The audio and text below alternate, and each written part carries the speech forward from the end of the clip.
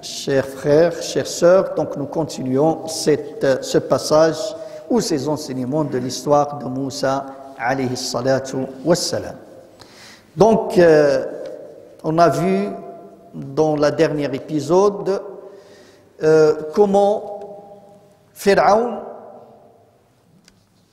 après avoir vu les miracles qu'Allah les a donnés à Moussa, le bâton qui devient un grand serpent, la main qui devient brillante, eh bien, il a accusé Moussa de sorcellerie. Tu n'es qu'un sorcier. Puis il l'a mis en défi. Je te mets en défi. La sorcellerie, c'est la magie, c'est quelque chose qu'on connaît bien en Égypte. C'était l'essor de la magie, de la sorcellerie en Égypte, cette époque. Eh bien, on va se donner un rendez-vous. Moi, je ramène mes magiciens, et tu viens, toi et ton frère, et on verra qui va gagner. Moussa, alayhi salam, quand il a entendu ça, il a beaucoup apprécié parce que c'est ce qu'il attendait. Il attendait que ça. Il aura dit, d'accord, mais je veux que ça soit le jour de fête, quand les gens ne travaillent pas et qu'on invite tous les gens. Et au moment de Doha, le matin tôt, dès que les gens sont bien réveillés, donc Moussa alayhi salam, il a trouvé une occasion en or pour montrer aux gens la grandeur de Allah subhanahu wa ta'ala et le miracle de Allah. Et voilà, Pharaon qui va envoyer dans tous les villages et on va demander de lui ramener, de lui présenter les plus grands sorciers, les plus grands magiciens. Ils se sont réunis, 40 grands magiciens. Et le jour J est venu. Vous pouvez imaginer ce jour-là, dans ce grand stade, Pharaon assis sur son trône, à côté de lui ses ministres, Haman en tête, et tout son peuple, il est là. Et devant lui, il y a les sorciers, les 40 sorciers. Et lui, il est en train de les encourager, de les motiver. Et eux, ils sont en train de lui dire, ça sera quoi notre salaire si on gagne? Moussa, ne vous inquiétez pas, je vais vous donner un prix énorme. Pas uniquement je vais vous donner ce prix, mais vous serez mes privilégiés. Vous serez avec moi dans le palais. Juste maintenant, aujourd'hui, montrez-moi de quoi vous êtes capable. Eh bien, de l'autre côté, il y a Moussa et Haroun. Allah, il est avec eux. Moussa, il a pensé, il est parti chez ces sorciers, ces magiciens. Il leur a dit une phrase qui les a fait trembler. Il leur a dit, Waylakum, la taftaru ala Allahi kadhiban fayushitakum bi'adhab. Faites attention, je vous mets en garde. Malheur à vous. Ne proférez pas de mensonges à propos de Allah. Il va vous exterminer avec son châtiment. Sachez avec qui vous jouez, c'est avec Allah. Cette parole de Moussa, elle a fait trembler les sorciers. Ils se sont réunis entre eux discrètement. Ils commençaient à se dire, à penser à faire marche arrière. Nous savons que c'est un prophète de Allah. Nous savons que nous sommes des sorciers, que des menteurs. Mais après ça, ils se sont mis d'accord d'affronter Moussa. Ils commençaient à parler et à motiver la foule. Ils leur disaient, en vérité, Moussa Haroun, nous sommes que deux sorciers qui veulent vous faire sortir de vos demeures et changer cette belle vie où vous vivez, cette belle religion que vous avez. Quelle belle religion, la servitude, l'esclavage. Puis ils ont dit à Moussa, alors tu commences toi, tu jettes ton bâton ou nous on jette nos bâtons et nos cordes? Moussa il leur a dit, allez-y-vous, commencez-vous. Donc ils ont jeté leurs cordes et leurs bâtons d'un seul coup. Ça veut dire tous ensemble, ils ont dit on va jeter d'un seul coup et tous ces bâtons, tous ces cordes, ils sont devenus des grands serpents. Des grands serpents qui marchent ou bien qui bougent d'une vitesse extraordinaire. Allah Azza wa Jal dit dans le Coran, وَسَحَرُوا أَعْيُنَ النَّاسِ, ils ont ensorcelé les regards, les yeux des gens. وَاسْتَرْهَبُوهُمْ, ils ont terrorisé les gens. وَجَاءُوا بِسِحْرٍ عَظِيمٍ, une magie énorme. Et c'est ça la magie, c'est ça la sorcellerie. La sorcellerie, c'est de faire voir à quelqu'un quelque chose, il voit quelque chose qui n'est pas vrai, parce que c'est jouer sur la vision. Notre vision, elle est limitée. Tu peux voir un sorcier avec des techniques, avec des choses, il peut te faire voir des choses qui ne sont pas vraies. Et Shaitan aussi peut jouer dans ça. Quelqu'un qui peut entendre des voix, il peut voir des choses. Hein? C'est un jeu de Shaitan, parce qu'il n'a pas plus que ça. Moussa alayhi salam a pris peur. Il avait peur quand il a vu ça. Et Allah Azza wa Jalla l'a rassuré. Il lui a dit, n'aie pas peur, tu seras le gagnant. Tu es l'A'la. Jette ton bâton, toi, à ton tour. Et Sayyidina Moussa, il a jeté son bâton. Et ce bâton, il est devenu un serpent, pas comme les autres serpents, parce que ce serpent, c'est un vrai serpent. Et la preuve que c'est un vrai serpent, il a mangé tout ce qu'il paraît aux gens qui sont des serpents, alors qu'ils étaient des cordes et des bâtons. Et là, les sorciers, ils ont vu ça. Les sorciers, quand ils ont vu que ce bâton de Moussa, il a mangé les autres bâtons et les autres cordes, ils ont su que ce n'est pas de la sorcellerie. Ce n'est pas uniquement qu'on voit, c'est un vrai serpent, c'est un miracle de Allah Azza wa Jalla. Et l'expression coranique, elle est extraordinaire. Il n'a pas dit qu'ils se sont prosternés, ils ont été jetés, ils se sont trouvés prosternés. Ça veut dire que c'était énorme devant Pharaon, quelqu'un, ce tyran, ça veut dire qu'ils avaient besoin vraiment d'une grande force pour le faire. On dirait qu'ils ont été habités par quelque chose très fort. Ils se sont jetés et s'étaient prosternés devant Allah Azza wa Jal. Ils ont dit d'une seule voix, Amanna bi Rabbi Harun wa Moussa. Et là, Pharaon, il était déçu, il était battu, il s'est mis en colère. Quelle honte! Tous les gens, ils ont assisté au miracle. Tout son peuple, il a vu ce miracle de Moussa. Et les sorciers, il espérait que ces sorciers vont le sauver.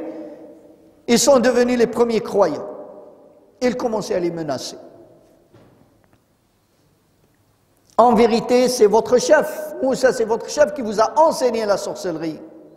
Alors que lui, il connaît bien Moussa. Moussa, il a grandi dans son palais. Puis il a disparu 10 ans, puis il est revenu. Puis il leur dit, c'est un makr, c'est une ruse que vous avez travaillé, vous êtes mis d'accord la nuit sur cette ruse, fil Medina, dans la ville, pour nous faire sortir de nos demeures. Vous allez voir ce que je vais vous faire. Je vais vous couper les mains et les pieds. Je vais vous crucifier dans les palmiers et vous verrez qui châtiera le plus, qui est son châtiment le plus douloureux, moi ou le Dieu de Moussa. Et là, ces gens qui ont vu le miracle de Allah, qui ont cette certitude, ils ont défié Pharaon. On ne va pas te préférer à Allah, créateur du monde, après les preuves évidentes et le miracle qu'on a vu. Fais de nous ce que tu veux. Ce que tu peux faire, c'est de notre corps. Mais notre âme, tu ne peux pas le toucher. Tu peux faire cette vie ici-bas. Mais nous espérons qu'Allah nous pardonne vos péchés. Et cette sorcellerie, ce mensonge qu'on a fait toute notre vie, tu nous as forcés à devenir des sorciers. Et Allah Azza wa Jal, sa récompense est la meilleure. Puis il commençait, ces sorciers sont devenus des du'ats. Ils commençaient à parler aux gens. Faites attention aux gens, celui qui meurt criminel, qui meurt mauvais, il ira en enfer. Celui qui meurt croyant et qui fait des bonnes œuvres, il sera auprès de Allah Azza wa Jal dans le paradis. Ils ont fait un très beau dua. Rabbana afrigh alayna sabran wa thabbit aqdamana wa tawaffana muslimin. Ya Allah, donne-nous, déverse sur nous de la patience, de la résistance et raffirme nos cœurs et fais-nous mourir des croyants, des musulmans. Ils sont morts martyrs. Ils sont partis chez Allah Azza wa Jal au paradis. Radiyallahu anhum wa ardahum. Et voilà que Moussa, il est reparti avec Banu Israël dans leur demeure. Il leur a dit, la première chose que vous devez faire maintenant, c'est as-sabr. Parce que Pharaon, il va amplifier la torture, il va amplifier le mal qu'il vous fait. Et deuxième chose, restez chez vous discrètement, ne bougez pas trop de chez vous, et faites de vos maisons, de vos demeures, des salles de prière et priez. Faites la salat. Faites la salat. Et qu'est-ce qui va se passer? C'est ça. Donc, les proches des Pharaons, ils viennent lui dire, qu'est-ce que tu as fait maintenant? Qu'est-ce que tu vas faire? Tu vas laisser Moussa et son peuple adorer Allah et te laisser toi et tes divinités? Il a dit non, je ne vais pas les laisser. Je vais massacrer leurs enfants et je vais les torturer, leur faire du mal. Et c'est comme ça, oui, la torture de Pharaon et le mal, il est devenu plus qu'avant. Et Moussa fait patienter son peuple. Il leur dit, ô mon peuple, Ista'inu billahi wasbiru.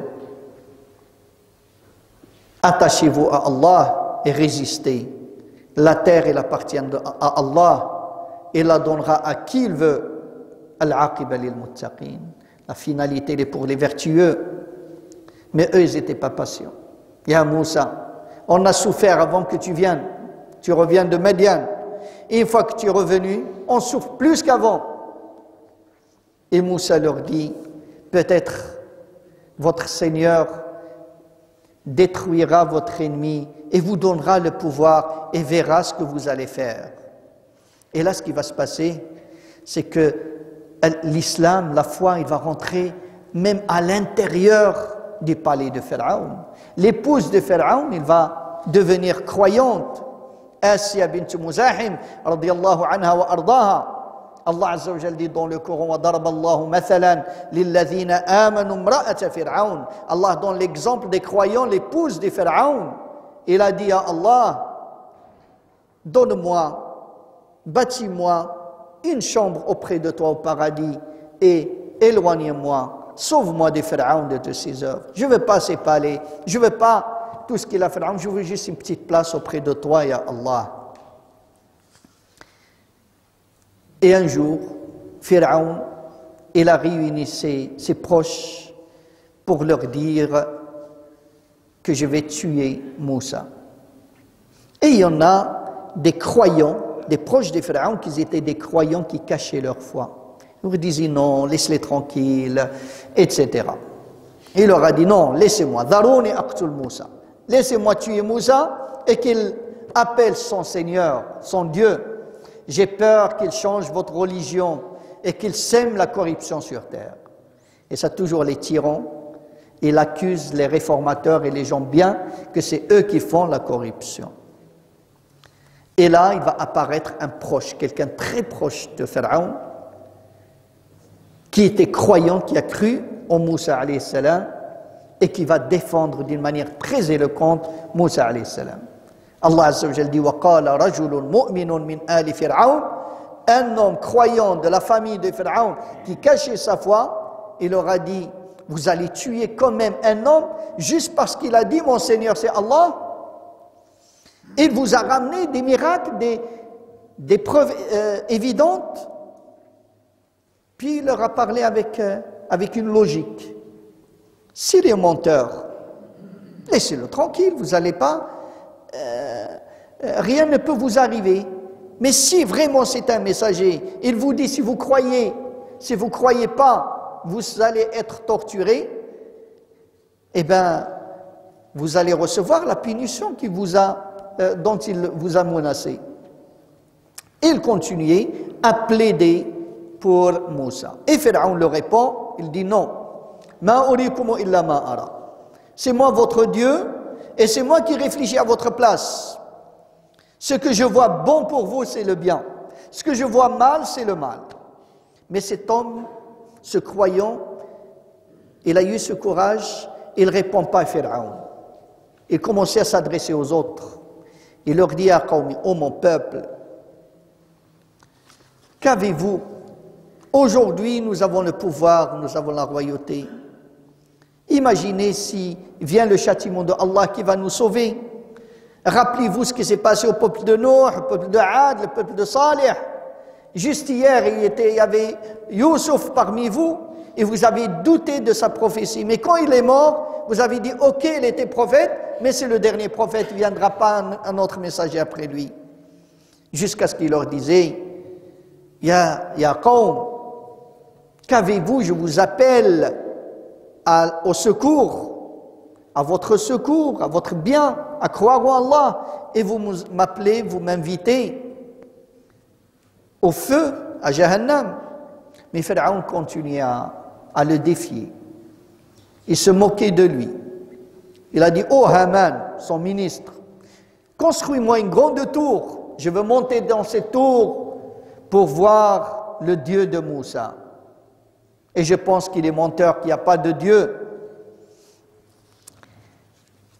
Mais ce croyant, il oublie, il ne s'adresse pas à Pharaon, il ignore Pharaon, il s'adresse aux autres membres de la famille de Pharaon, il les appelait Allah Azza wa Jal. Allah dit à la fin de ce dialogue, فَوَقَاهُ اللَّهُ سَيِّئَاتِ مَا مَكَرُوا. Malgré ça, Allah il a sauvé cet homme, Pharaon il n'a pas pu le tuer. Et ça prouve que cet homme, il était l'un des très proches de Pharaon. Il n'était pas juste quelqu'un il était très très très proche. Il n'a pas pu le tuer. Donc, l'islam, il est entré à l'intérieur du palais de Pharaon, parce qu'il avait peur, Pharaon. Parmi ces gens qui ont cru en Moussa alayhi salam, il y a cette maquilleuse, coiffeuse des filles de Pharaon. Notre cher prophète Mohammed sallallahu alayhi wa sallam nous raconte son histoire.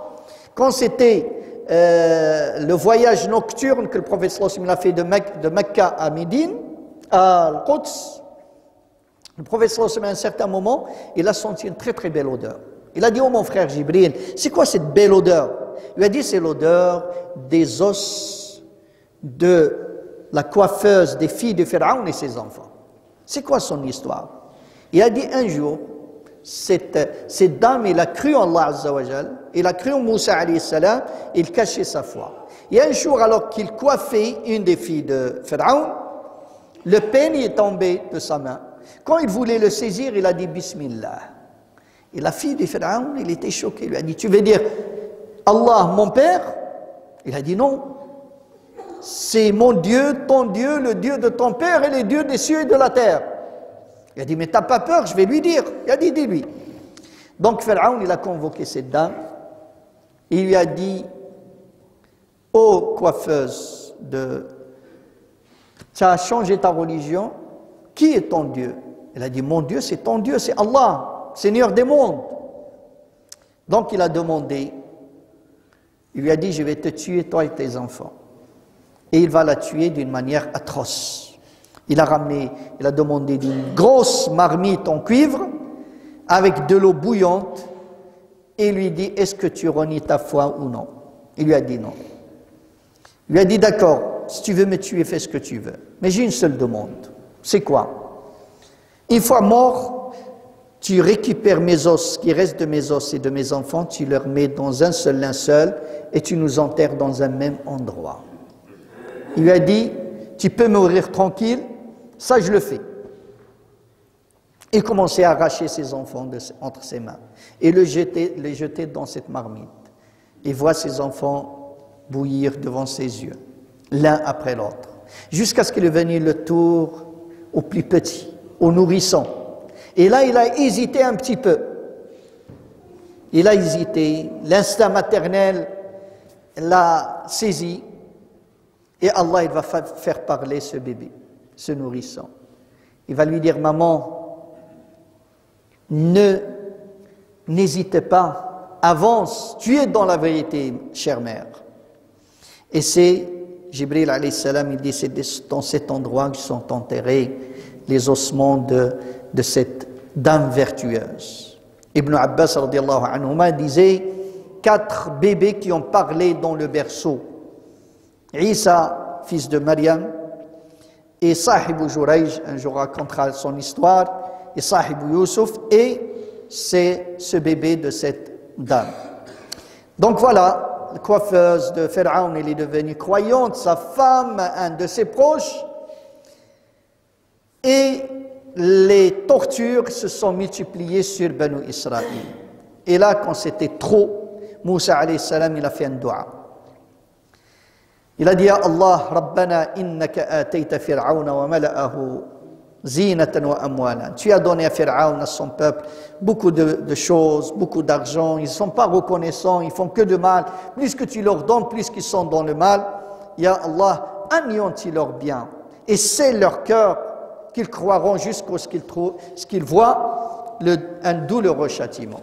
Allah il a dit à Moussa alayhi salam. Donc Moussa faisait dua et Haroun disait Amin. Allah il leur a dit Qad sujibat da'watukum. Votre dua est exaucé. Et les punitions commençaient à descendre sur le peuple de Pharaon. Premièrement, c'était la sécheresse.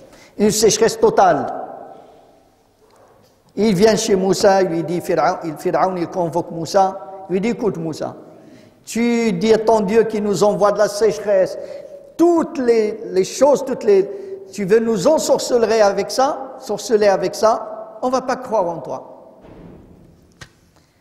Et après ça, Allah Azza wa Jalla leur a envoyé un déluge.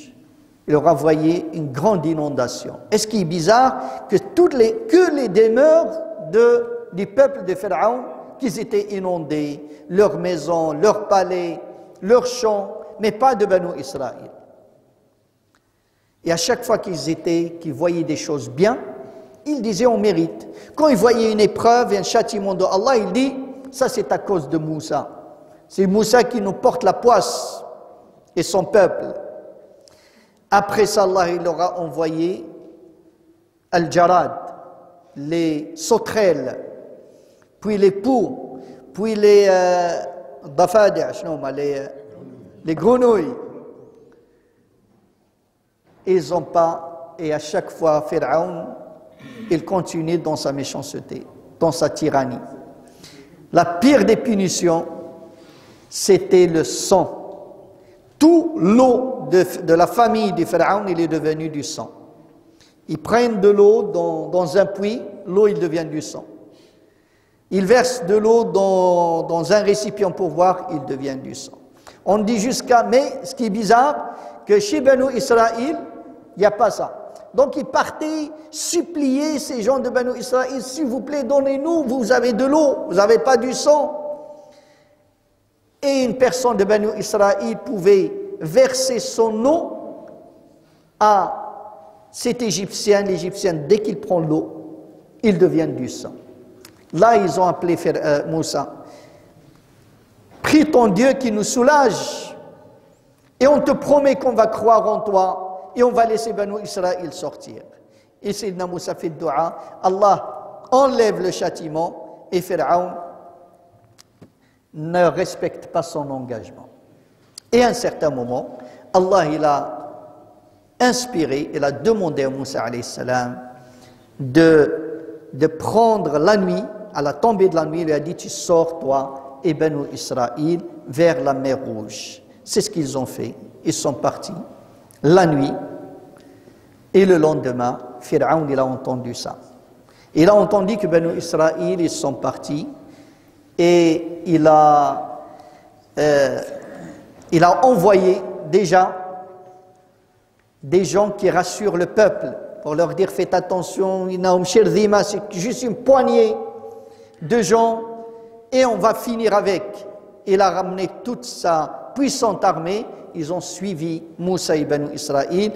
Ils vont se croiser au lever du matin devant la mer Rouge. Et là, le peuple de Moussa, ils vont avoir très peur. Ils vont dire, « Ya Moussa, qu'est-ce que tu nous as fait? Tu nous as amenés ici pour nous exterminer. La mer devant nous et Pharaon derrière nous.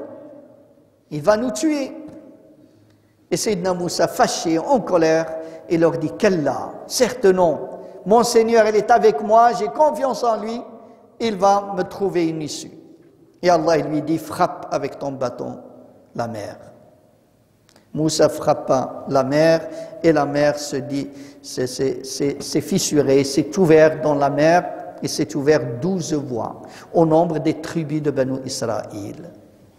Sèche. Il leur a dit avancer. Ils sont avancés pour partir de l'autre côté. Pharaon, il a vu ça. Banu Israël marchait dans une route dans la mer. Et Allah Azza wa Jalla l'a aveuglé, les a suivis avec son armée. Sayyidina Moussa alayhi salam, quand il a vu Pharaon le suivre, il avait peur qu'il les attrape. Il voulait refrapper une autre fois pour que ça se ferme. Allah lui a dit, laisse la mer, c'est moi qui va m'en occuper. Et comme ça, Allah Azza wa Jalla, il a englouti Pharaon.